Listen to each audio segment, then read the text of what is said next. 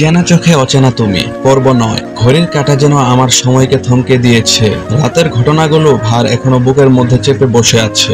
সামারার সেই ভয়ঙ্কর মেসেজ, পুরনো ভবনের অপারেশন ব্ল্যাকলেস ফোল্ডার, আমার শৈশব, বান্ধবী নিশিতা, সব মিলিয়ে আমার ভেতরটা জর্জরিত। আমি আয়নার নিজের মুখটা দেখছিলাম, নিচে কালি হালকা কাঁপুনি এবং এক দৃষ্টি যেটা রাগ আর প্রতিজ্ঞা মিলেমিশে তৈরি। আচমকা দরজায় টোকা পড়ল আরিফ, তার মুখে চিন্তার ছায়া, চোখ লাল, হাতে এক কাপ কফি। তুমি সারা রাত বাইরে ছিলে, কোথায় গিয়েছিলে মায়া? আমি ধীরে চোখ তুললাম, কোনো নাটকীয়তা ছাড়াই বললাম, যেখানে গেলে মানুষ সত্য দেখতে পায়, আর তুমি আমাকে যা দেখাও তা একটা সাজানো গল্প।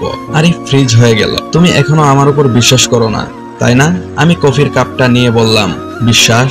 সেটা তো এখন এসআরের হাতে বন্দি। তুমি কখনো বুঝতে পারবে না একজন নারীর সামনে দাঁড়ানো আয়না ভাঙলে তার প্রতিফলন কতটা ভয়ানক হতে পারে। আরিফ কেঁপে উঠল, বুঝতে পারলো আমি শুধু কথার যুদ্ধ করিনি, প্রস্তুতি নিচ্ছি প্রতিশোধের। ইমরানের সঙ্গে পরবর্তী মিশনের প্রস্তুতি শুরু হয়ে গেছে। আমরা ঠিক করলাম এসআর এন্টারপ্রাইজের কন্ট্রোল রুম লোকেশন ট্র্যাক করব। যেহেতু সামারার ছায়ার মতো কাজ করে সরাসরি ধরা যাবে না, কিন্তু সে ভুল করেছে আমার বাসায় পেন ড্রাইভ পাঠিয়ে প্রতিটি ফাইল মেটাডেটা রেখে যায়, আর সেটাই এখন আমাদের হাতিয়ার। ইমরান বলল, পেন ড্রাইভের ডেটা থেকে একটা আইপি লোকেশন পেয়ে গেছি। বনানী 19 নম্বর রোডের এক পুরনো ভিলা, বাইরে দেখে পরিত্যক্ত, ভিতরে কে জানে কি আছে।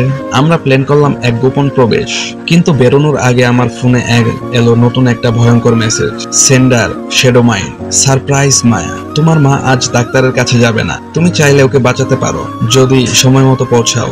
আমি পাগলের মতো ঘর থেকে দৌড়ে বেরিয়ে পড়লাম। মায়ের বাসার দারোয়ান জানালো সকাল 7টায় উনি রিকশায় করে বের হয়েছেন। আমি ফোন করে দেখলাম অফ, কোনো সিগন্যাল নেই। আমি পরিচিত ক্লিনিকগুলোতে খোঁজ নিয়ে জানলাম মা কোথাও পৌঁছায়নি। তখন বুঝলাম একটা ফাঁদ। আমার বুকের ভেতর হিম হয়ে গেল। আমি একটা অন্ধকার ক্লাবের দিকে এগোলাম, যেখানে সামারার চেনা এক নার্স, এক সোর্স থাকে, জিকো। ইমরান আগেই ওকে শনাক্ত করেছে। ক্লাবটা ছিল দালানের বেসমেন্টে, অর্ধ আলোকিত, দরজার বাইরে 2জন বাউন্সার। আমি ভেতরে ঢুকে জিকোকে খুঁজে পেলাম, টেবিলে বসে কিছু ফাইল ঘাটছে। আমার চোখে চোখ পড়তেই বলল, মায়া আন্টি, ওয়াও, তুমি সত্যি সাহসী।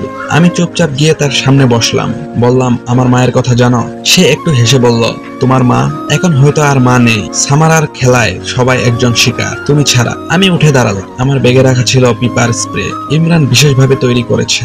এক ঝটকা স্প্রে ছুড়ে দিলাম ওর চোখে। জিকো চিৎকার করতে লাগলো। আমি ফোন বের করে জোরে জোরে বললাম, ইমরান, লোকেশন সেন্ড করো এখনই। ইমরান রিয়েল টাইম ট্রেকিং করে জানালো একটা গাড়ি নারায়ণগঞ্জের দিকে যাচ্ছে, ভিতরে মায়ের মা। আমরা দ্রুত পুলিশ ইনফো দিয়ে গাড়িটি থামালাম। একজন সাদা কাপড় পরা মহিলা চেয়ারে বসা, মুখে মাস্ক। পুলিশ সরিয়ে নিয়ে মুখ খুলতেই আমি চিৎকার করে উঠলাম, মা, উনি অজ্ঞান। দ্রুত হসপিটালে নিয়ে যাওয়া হলো। চিকিৎসক বললেন, ভাগ্য ভালো, আরো আধা ঘন্টা দেরি হলে এটা ছিল সুইটেন্ড পয়জন। আমার চোখে অন্ধকার। সামারা এবার সরাসরি স্বীকার করতে শুরু করেছে।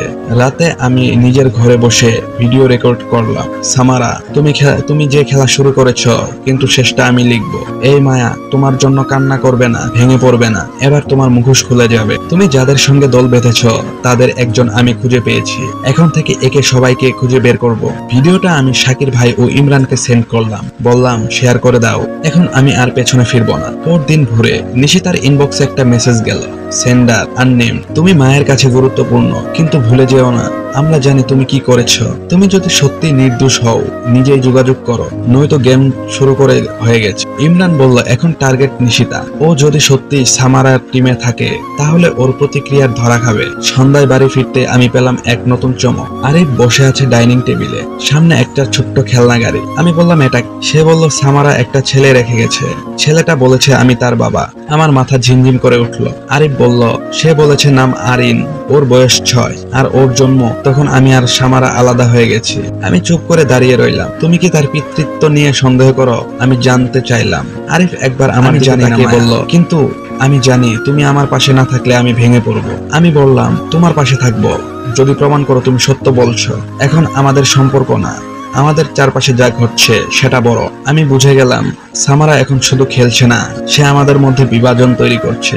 ছেলেটাকে ঢুকিয়ে দিয়েছে আমাদের সংসারে, আমাদের প্রেমের ভেতর রেখে দিয়েছে এক জ্বলন্ত আগুন। সামারা এক গোপন সিকিউরিটি রুমে বসে আছে, সামনে নিশিতা ওকে সন্দেহ করছে। বুঝেছো তো? এখন তুমি কি করবে? নিশিতা বলল, আমাকে সরাতে চাইলে সরাও, কিন্তু আমি জানি আমি এই খেলায় নিজের ইচ্ছায় ঢুকিনি। সামারা হেসে বলল, তুমি ঢুকেছ কারণ তুমি চাও সত্যের বদলা। ভুলে গিয়েও না, মায়া এক সময় তোমার জায়গা নিয়ে নিয়েছিল সবকিছু। এবার তোমার সময় এসেছে নিজের জায়গা ফিরিয়ে নেওয়া। নিশিতা কিছু বলল না। একটি মেসেজ ভেসে উঠলো স্ক্রিনে, sender shadowman phase 3 Maya's baby plan. Samara বলল, next move begins now, I will break her from the inside. চলবে।